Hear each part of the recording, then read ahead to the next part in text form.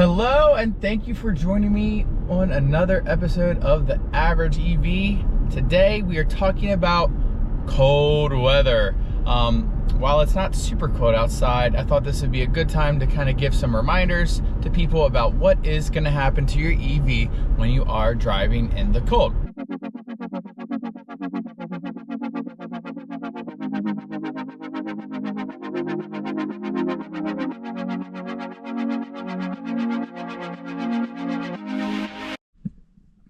All right, so we're in the garage, as you can see.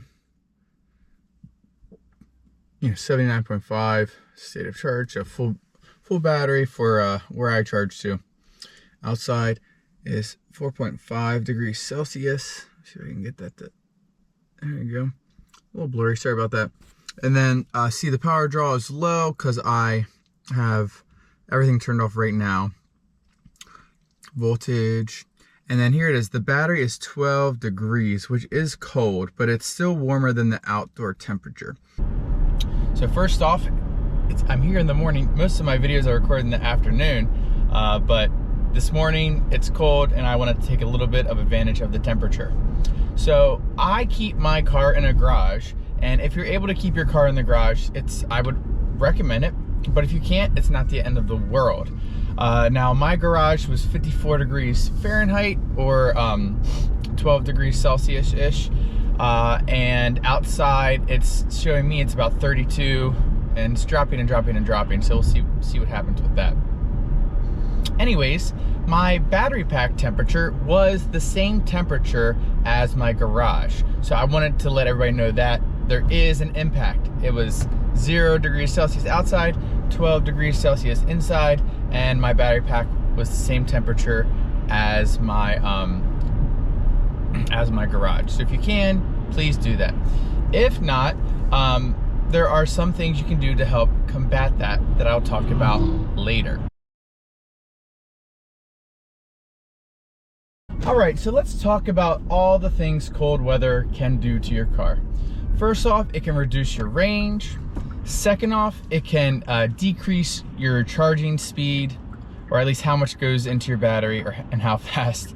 And lastly, it can reduce the amount of power out of your battery, which is a little bit related to charging. So let's dive into range. So let's talk about range. Cold weather can affect your range. I've seen some stuff on the internet, 20%. Some people say it more, some less. But for my experience in Maryland, where we do have maybe 1 to 2 months, 3 months maybe of sub-freezing temperatures, I see about 20% loss, which isn't that bad in the scheme of things. And that includes me running heat and my seat warmer and stuff like that. So don't feel afraid to use those things so you can feel comfortable in your car. That being taken into consideration, if you're going on trips or something like that, you might want to charge more than you anticipate. If you're still doing just your average commuting around town, whatever it is, going to work, going to the grocery store, you're probably good and don't need to worry about charging more than you normally would have charged. Again, like I said, with those road trips, you should have a little bit of thought go into it if you're choosing to road trip in the cold. I probably wouldn't road trip in the cold, but you are more than welcome to do so. The next thing that we said was cold weather effects is your charging speed. And I'm actually going to lump in the third thing, and power in and out of the battery.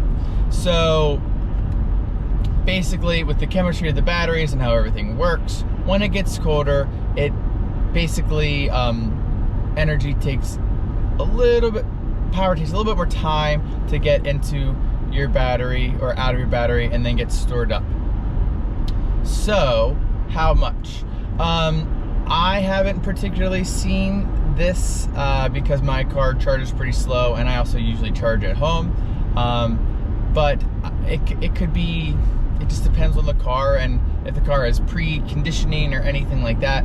But it is worth of note knowing that my car may see decreased charging speeds, and it may not be the fault of the charger. I would say, I don't want to give any numbers because I don't have this personal experience, but if you're seeing like 10 to 20% less as far as speed. That probably sounds about right with the cold weather and whatnot. Additionally, it affects the power in and out. So when you go to drive, depending upon where you are in your pack, you may not get as much power when it comes to acceleration or something like that. So just know that that could potentially happen. Additionally, because power in is throttled a little bit because it can't take as much, when you go to regen, you're probably not going to get as much regen. And I think, at least for me, that's where I see the most range loss, because I have a lot of regen opportunities on my commute, and when it's not putting in as much, that is an issue. For example, there's this stop I do every day, and I get about 3/4 of a mile in regen, and when it starts to get colder, it's more around like 0.4 or 0.5. So that's almost a 50% loss in power in, at least for regen. But so that is another consideration when dealing with the cold. So what are some things you can do to combat the cold? Well, first off, you can, like I've already stated, keep your car in your garage. Second, which I already stated, buy a car with a heat pump. I don't have a heat pump, but I do have a garage.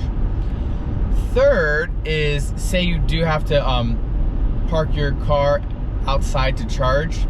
Maybe what you can do is plug it in, set it on a schedule so that it finishes charging right before you need to leave.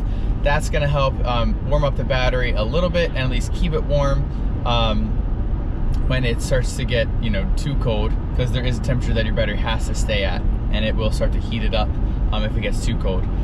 So that is another recommendation. Most vehicles have some sort of charging scheduling. Even my Kona has charging scheduling built into the Hyundai app. So I would recommend doing that absolutely to combat the cold. Another thing is make sure you get a vehicle that has battery preconditioning, and then making sure you're using the battery preconditioning. That does work a couple different ways based on the car you have. Some cars you can just turn it on. Other cars, it'll precondition as you're heading towards a charging stop. So you have to put a charging stop in your navigation. So those are a couple different ways that you can use the battery preconditioning so that your battery is at more optimal temperatures for charging, right? That'll help increase charging speed. Another thing you could do is drive your car a little bit harder. Really make sure you're trying to pull as much out of the battery, running your heat really hard, something like that. That'll help move it along a little bit, maybe raise the temperature a little bit. But the best way I would again go back to that preconditioning, would probably be the best way. Okay, everybody, so those are kind of just my thoughts about cold weather driving. It's what I think about when I'm driving, or at least what I know about driving in the cold weather, and things you should consider too. Hopefully you found a lot of that stuff helpful. If anybody has any other tips or tricks or thoughts that maybe I missed in the video, please put them down in the comments, and then if I see them and I think, oh yeah, I totally missed that, I will put it in the description as updates, because I'm not afraid to update and say I was wrong or missed something. I did want to say one thing. So again, it's 32 degrees. Actually, now it says 29 degrees outside. I'm getting -1. I'm getting I've gone a little north here in Maryland, so I'm getting a little bit colder. Anyways, my battery temperature has not changed my entire drive, and I've been on about, I don't know, 15 or so minute drive. Stopped at Starbucks to get a coffee, and then now I'm on my way to work. So that, just want to let everybody know that is a thing. Lastly, we started at 79.5 state of charge. I'm almost at work, and I'm at 76. I've used about 3.5%, which is pretty close to normal, but obviously not the greatest. My consumption right now is at 3.4 miles per kilowatt hour. Normally when I'm going to work, I can get 4.8 or 5 miles per kilowatt hour when I'm just going to work. So it is definitely a hit there. I'm also not there yet, so I bet I'll get there with 4. So it probably took about a mile per kilowatt hour, which again, that's 20%.